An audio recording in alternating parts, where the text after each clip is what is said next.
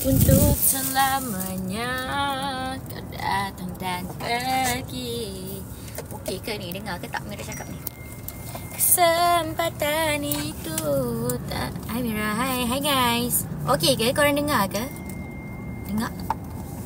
Okey or not okey? So Mira pakai kabel. Okey je. Hai. Awal. Dengar okey. Kalau dengar okey. Kau datang dan pergi. Aduh, kesempatan itu. Oh, masuk-masuk dengar Mira nyanyi. Betapa untungnya korang. Betapa untungnya korang masuk-masuk boleh dengar. Apa lagi? So, korang kena teman Mira makan.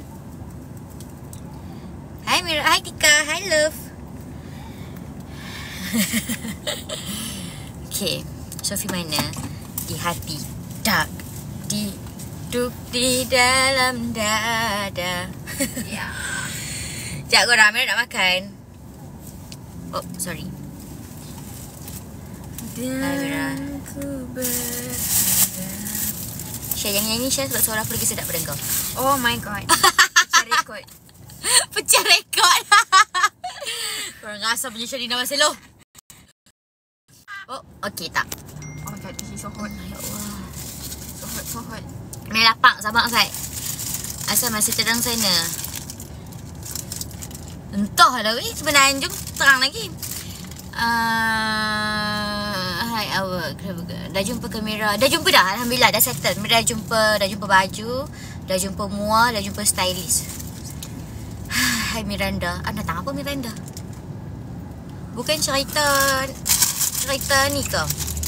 Cerita sinetron ke? Ada. Kan? Apa dia? Kau aku tak faham. Ada sosok ni. Wait a minute. Oh ada. Ada. Nak? Hai Kak.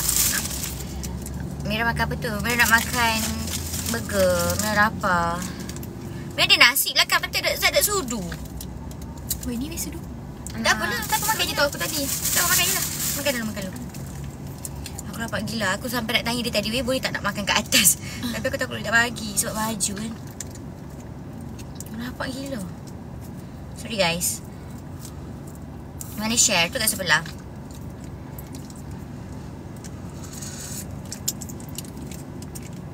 Kesempatan itu. Sedap kan suara Mira? Suara Mira kalau maghrib ni dia memang hit differently. Perasan je lah.